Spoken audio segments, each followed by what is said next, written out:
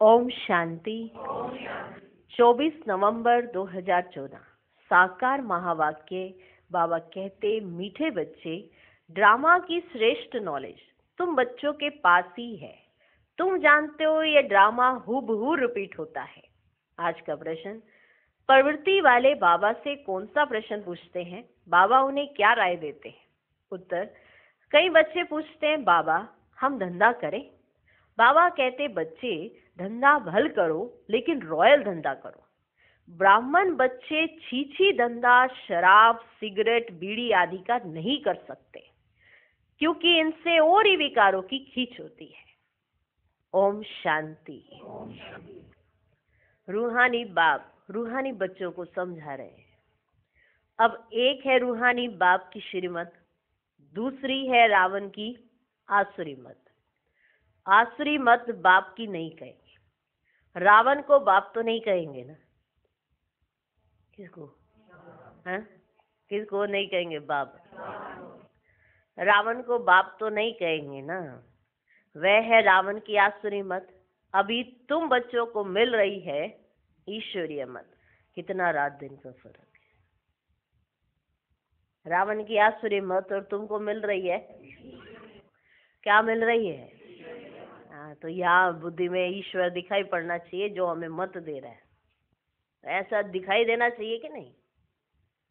ईश्वर आया, ईश्वर ने मुझे मत दी। बुद्धि में आता है ईश्वरीय मत से दैवी गुण धारण करते आए। ये सिर्फ तुम बच्चे ही बाप द्वारा सुनते हो और कोई को मालूम ही नहीं पड़ता है। बाप मिलते ही हैं संपत्ति के लिए। रावण से तो और ही संपत्ति कम होती जाती है। ईश्वरीय मत कहाँ ले जाती है और आसुरी मत कहाँ ले जाती है, ये तुम ही जानते हो, क्योंकि ये तुमने ही अनुभव किया है ना कि आसुरी मत ने तुम्हें कहाँ ले गई है और अब ईश्वरीय मत तुम्हें कहाँ ले जाती है। आसुरी मत जब से मिलती है तुम नीचे गिरते ही आते हो। नई दुनिया में थोड़ा थोड़ा ही गिरते हो। गिरना कैसे होता है, फिर चढ़ना कैसे होता है, ये तुम बच्चे समझ गए हो। समझ में आ गई है ना? गिरना किसे कहा जाता है, चढ़ना किसे कहा जाता है, समझ आ गई है? अब ईश्वरी मत तुम बच्चों को मिलती है फिर से श्रेष्ठ बनने के लिए। तुम यहाँ आए ही हो श्रेष्ठ बनने के लिए।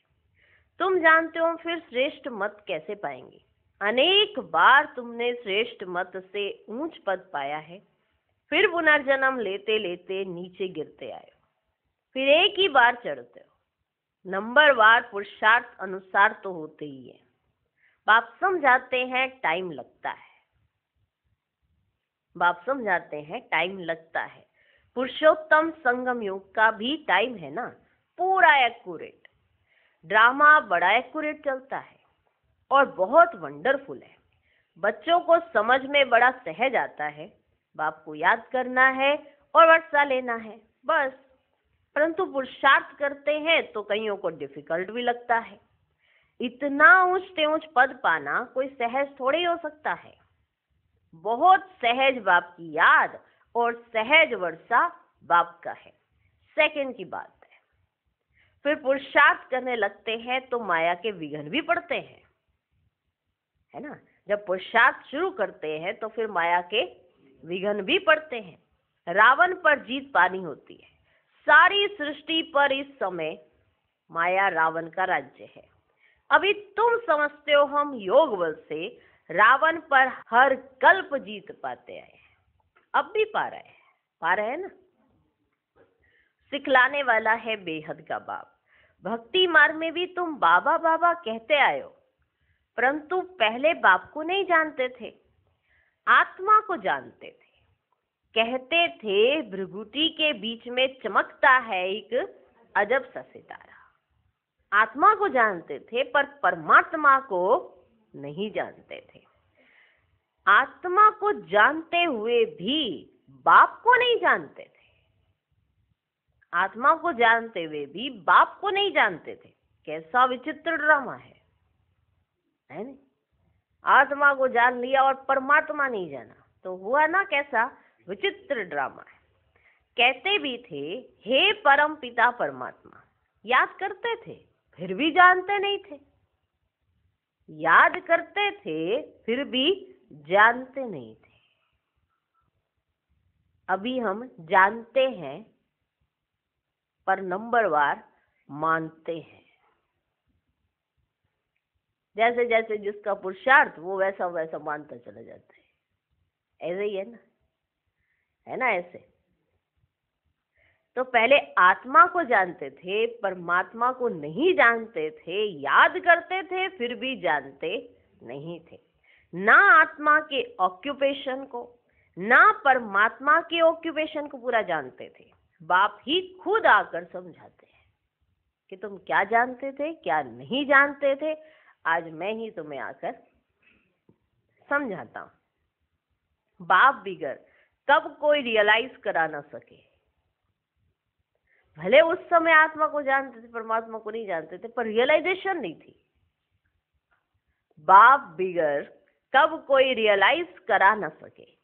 कोई का पार्टी नहीं है। गायन भी है ना, ईश्वरीय संप्रदाय, आसुरी संप्रदाय और दैवी संप्रदाय है, बहुत सहज। परंतु ये बातें याद रहे, इसमें ही तो माया विघन डालती है। ईश्वरीय संप्रदाय, आसुरी संप्रदाय, दैवी संप्रदाय, ये सब बातें याद रहे, इसी में तो माया विघन डालती है, भुला देती है। बाप कहते हैं नंबरवार पुरुषार्थ अनुसार याद करते करते जब ड्रामा का अंत होगा, याद करते करते जब ड्रामा का अंत होगा, अर्थात पुरानी दुनिया का अंत होगा, तब नंबरवार पुरुषार्थ अनुसार राजधानी स्थापन हो ही जाएगी। शास्त्रों से ये बात कोई समझ ना सके। गीता आदि तो इसने भी बहुत पढ़ी है ना, ब्रह्मा बाबा ने गीता तो बहुत पढ़ी है ना। अब बाप कहते हैं इसकी कोई वैल्यू नहीं, परंतु भक्ति में कनरस बहुत मिलता है, इसलिए छोड़ते नहीं। आज हम जानते हैं कि इन सब चीजों की वैल्यू नहीं, लेकिन भक्ति में कनरस बहुत मिलता है। मजा आता है, कनरस बहुत मिलता है, इसलिए कई छोड़ते नहीं। तुम जानते हो सारा मदार पुरुषार्थ पर है, सारा मदार पुरुषार्थ पर है। धंधा आदि भी कोई का रॉयल होता है, कोई का अच्छी धंधा होता है। शराब, बीड़ी, सिगरेट आदि बेचते हैं, ये धंधा तो बहुत खराब है। शराब सब विकारों को खींचती है। किसको शराबी बनाना, यह धंधा अच्छा नहीं, यह धंधा अच्छा नहीं। बाप राय देंगे युक्ति से यह धंधा चेंज कर लो, नहीं तो ऊंच पद पा नहीं सकेंगे। बाप समझाते इन सब धंधों में है नुकसान, बिगर अविनाशी ज्ञान रत्नों के धंधे के। भल जवाहरात का धंधा करते थे, परंतु फायदा तो नहीं हुआ ना, करके लखपति हुए। इस धंधे से क्या बनते हैं? बाबा पत्रों में भी हमेशा लिखते हैं पद्मा पदम भाग्यशाली, पद्मा पदम भाग्यशाली, 100 भी 21 जन्मों के लिए बनते। तुम भी समझते हो, बाबा कहते बिल्कुल ठीक है। हम सो ये देवी देवता थे, फिर चक्र लगाते लगाते नीचे आते हैं। सृष्टि के आदि मध्य अंत को भी जान गए हो। नॉलेज तो बाप द्वारा मिली है, परंतु फिर दैवी गुण भी धारण करने हैं, अपनी जांच करनी है। हमारे में कोई आसुरी गुण तो नहीं है, अपनी जांच करनी है। हमारे में कोई आसुरी गुण तो नहीं है, ये बाबा भी जानते हैं। हमने अपना ये शरीर रूपी मकान किराए पर दिया है, अपना ये शरीर रूपी मकान किराए पर दिया है। ये मकान है ना, ये मकान है ना, इसमें आत्मा रहती है। हमको बहुत फक्र रहता है, हमको बहुत फक्र रहता है। भगवान को हमने किराए पर मकान दिया है, बहुत फक्र रहते हैं कि भगवान को हमने किराए पर मकान दिया है। ड्रामा प्लान अनुसार और कोई मकान उनको लेना ही नहीं है, और कोई मकान उनको लेना ही नहीं है। कल्प कल्प ये मकान ही लेना पड़ता है। कितने फक्र की बात है। तो बाबा अपना नशा सुना रहे, कल्प कल्प ये मकान ही लेना पड़ता है। इनको तो खुशी होती है ना, परंतु फिर हंगामा भी कितना मचा, हंगामा भी कितना मचा। ये बाबा हंसी कुकड़ी में कब बाबा को कहते हैं, ब्रह्मा बाबा शिव बाबा को कहते हैं, बाबा आपका रथ बना तो हमको इतनी गाली खानी पड़ती है। फिर शिव बाबा क्या कहते हैं ब्रह्मा बाबा को, सबसे जास्ती गाली मुझे मिली। ब्रह्मा बाबा ने शिव बाबा को कहा, बाबा आपका रथ बना, मुझे बड़ी गालियां खानी पड़ी है। फिर शिव बाबा कहते, बच्चे सबसे जास्ती गाली मुझे मिली, अब तुम्हारी बारी है, अब तुम्हारी बारी है। ब्रह्मा को कब गाली मिली नहीं है, अब बारी आई है, अब बारी आई है तुम्हारी। रथ दिया है तो जरूर बाप से मदद भी मिलेगी। फिर भी बाबा कहते हैं बाप को निरंतर याद करना है, मदद इनको मिलेगी, लेकिन ये फिर भी कहते हैं कि बाप को निरंतर याद करना। और शिव बाबा भी इनको कहते हैं कि बाप को निरंतर याद करना है। इसमें तुम बच्चे इनसे भी जास्ती तीखे जा सकते हो। शिव बाबा ने कहा कि ब्रह्मा बाबा से भी तीखे याद में तुम बच्चे जा सकते हो। ऐसा क्यों कहा?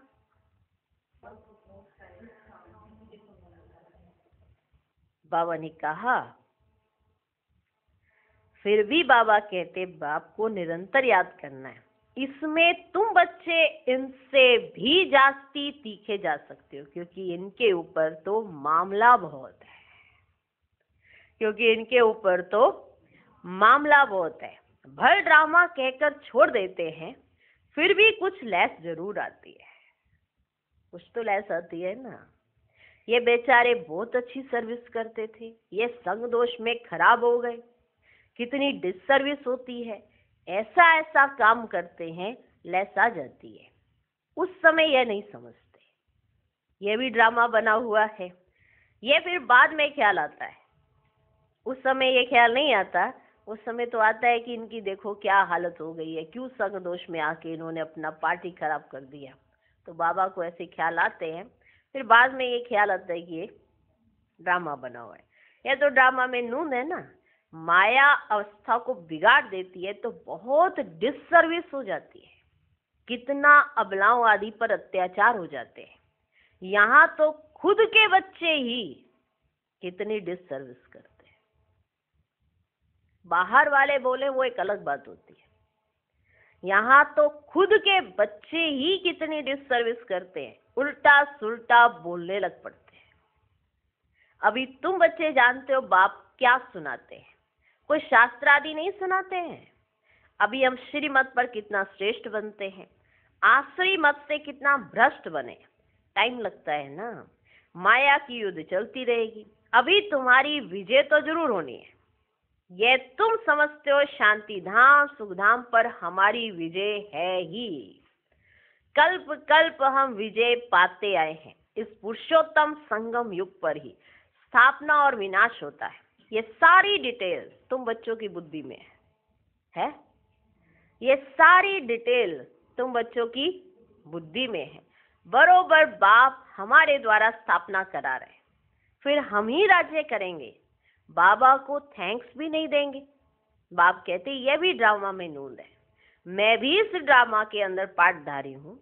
ड्रामा में सबका पार्ट नूंदा हुआ है, शिव बाबा का भी पार्ट है, हमारा भी पार्ट है। थैंक्स देने की बात नहीं। शिव बाबा कहते हैं मैं तुमको श्रीमत दे रास्ता बताता हूँ और कोई बता ना सके। मैं तुमको श्रीमत देता हूँ, रास्ता बताता हूँ और कोई बता ना सके।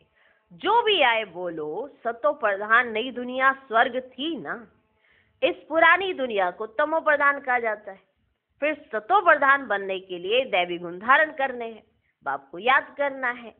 मंत्र ही यह है, मन मना भव मध्याजी भव। बस यह भी बताते हैं मैं सुप्रीम गुरु हूँ। तुम बच्चे अभी याद की यात्रा से सारी सृष्टि को सदगति में पहुंचाते हो। जगत गुरु एक शिव बाबा है जो तुमको भी श्रीमत देते हैं। तुम जानते हो हर 5000 वर्ष बाद हमको ये श्रीमत मिली है। चक्र फिरता रहता है, आज पुरानी दुनिया है, कल नई दुनिया होगी। इस चक्र को समझना भी बहुत सहज है, परंतु यह भी याद रहे जो कोई को समझा सके, यह भी भूल जाते हैं। कोई गिरते हैं तो फिर ज्ञान आदि सारा खत्म हो जाता है। कला काया माया ले लेती है, सब कला निकाल कला रहित कर देती है। जो बाबा के बनने के बाद कलाएं आती है ना, और फिर जब वापस माया के बन जाते हैं तो सारी कलाएं चट हो जाती है, खत्म हो जाती है। विकार में ऐसे फंस जाते हैं, बात मत पूछो। अभी तुमको सारा चक्र याद है, तुम जन्म जन्मांतर वैशाल्य में रहे हो, हजारों पाप करते आए हो, सबके आगे कहते हो जन्म जन्म के हम पापी हैं, हम ही पहले पुण्य आत्मा थे फिर पाप आत्मा बने, अब फिर पुण्य आत्मा बनते हैं। ये तुम बच्चों को नॉलेज मिल रही है, फिर तुम औरों को दे आप समान बनाते हो। ग्रस्त व्यवहार में रहने से फर्क तो रहता है ना। वे इतना नहीं समझा सकते हैं जितना तुम, परंतु सब तो नहीं छोड़ सकते हैं ना। ऐसा नहीं कि सभी के सब ग्रस्त छोड़ के यहाँ पे आके बैठ जाएंगे, सब तो नहीं छोड़ सकते है ना। आप खुद कहते हैं ग्रस्त व्यवहार में रहते कमल फूल समान बनना है। सब छोड़ के आवे तो इतने सब बैठेंगे कहाँ? सब छोड़ के आ जावे तो इतने सब बैठेंगे कहाँ? बाप नॉलेजफुल है, वे कुछ भी शास्त्र आदि पढ़ते नहीं। ये शास्त्र आदि पढ़ा था, मेरे लिए तो कहते गॉड फादर इज नॉलेजफुल। ये शास्त्र आदि पढ़ा था कौन? ब्रह्मा बाबा। मनुष्य ये भी जानते नहीं है कि बाप में क्या नॉलेज है, कि बाप में कौन सी नॉलेज है। गॉड फादर इज नॉलेजफुल कहते हैं, लेकिन ये नहीं पता कि उनमें नॉलेज कौन सी है। अभी तुमको सारे सृष्टि के आदि मध्य अंत की नॉलेज है। तुम जानते हो ये भक्ति मार्ग के शास्त्र भी अनादि हैं। भक्ति मार्ग में ये शास्त्र भी जरूर निकलते। कहते हैं पहाड़ टूट गया फिर बनेगा कैसे? पहाड़ टूटा ना, जो पहाड़ टूट गया फिर बनेगा कैसे? परंतु ये तो ड्रामा है ना। शास्त्र आदि ये सब खत्म हो जाते हैं, फिर अपने समय पर वही बनते हैं। हम पहले पहले शिव की पूजा करते हैं, यह भी शास्त्रों में होगा ना। शिव की भक्ति कैसे की जाती है, कितने श्लोक आदि गाते हैं, तुम सिर्फ याद करते हो। शिव बाबा ज्ञान का सागर है, तुम सिर्फ ये बात याद करते हो। कैसे भक्ति की जाती है, कितने की जाती है, कितने श्लोक पढ़े जाते हैं, सब कुछ तुम्हें मालूम हो गया अभी, क्योंकि शिव बाबा ज्ञान का सागर है। वे अभी तुमको ज्ञान दे रहे हैं, हमको ज्ञान दे रहे हैं ना। शिव बाबा मिल रहा है, ज्ञान मिल रहा है। बाप ने तुमको समझाया है ये सृष्टि का चक्र कैसे फिरता है। शास्त्रों में इतना लंबा चौड़ा गपोड़ा लगा दिया है जो कब स्मृति में भी आ न सके, है ना। अगर बैठ के सोचने में लगेंगे ना तो इतने शास्त्र है तो बुद्धि में भी आ ना सके, इतना गपोड़ा लगा दिया। तो बच्चों को अंदर में कितनी खुशी होनी चाहिए कि बेहद का बाप हमको पढ़ाते, कितनी खुशी होनी चाहिए। तो बच्चों को अंदर में कितनी खुशी होनी चाहिए, बेहद का बाप हमको पढ़ाते हैं। गाया भी जाता है student life is the best. भगवान वाच मैं तुमको ये राजाओं का राजा बनाता हूँ। और कोई शास्त्रों में ये बातें है ही नहीं। ऊंच से ऊंच प्राप्ति है ही है। वास्तव में गुरु तो एक ही है जो सर्व की सदगति करते हैं। भल स्थापना करने वाले को भी गुरु कह सकते हैं, परंतु गुरु वह जो सदगति दे।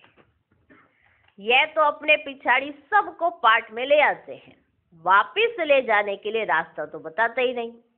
बारात तो शिव की ही गाई हुई है और कोई गुरु की नहीं। बारात तो शिव की ही गाई हुई है और कोई गुरु की नहीं। मनुष्यों ने फिर शिव और शंकर को मिला दिया है। कहाँ वे सूक्ष्म वतनवासी, कहाँ वे मूल वतनवासी, दोनों एक कैसे हो सकते? ये भक्ति मार्ग में लिख दिया है। ब्रह्मा विष्णु शंकर तीन बच्चे ठहरे ना। ब्रह्मा पर भी तुम समझा सकते हो, इनको एडॉप्ट किया है तो ये शिव बाबा का बच्चा ठहरा ना। ऊंच से ऊंच है बाप, बाकी यह है उनकी रचना। ऊंचते ऊंच हो गया बाप, बाकी यह है उनकी रचना। कितनी यह समझने की बातें हैं, है ना, कितनी यह समझने की बातें। अच्छा, मीठे मीठे सिकिलदे बच्चों प्रति माता पिता बाप दादा का याद प्यार और गुड मॉर्निंग। रूहानी बाप की रूहानी बच्चों को नमस्ते।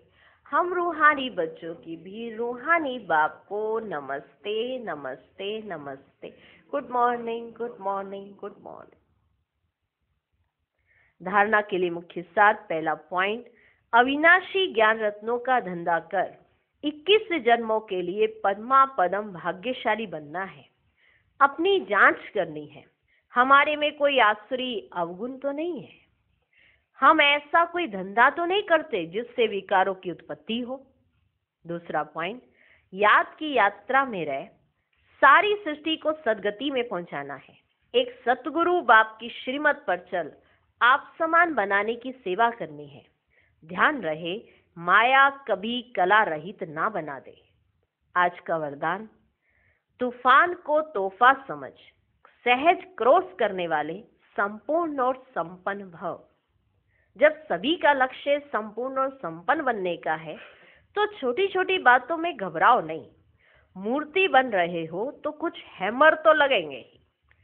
जो जितना आगे होता है उसको तूफान भी सबसे ज्यादा क्रॉस करने होते हैं, लेकिन वो तूफान उन्हों को तूफान नहीं लगता, तोहफा लगता है।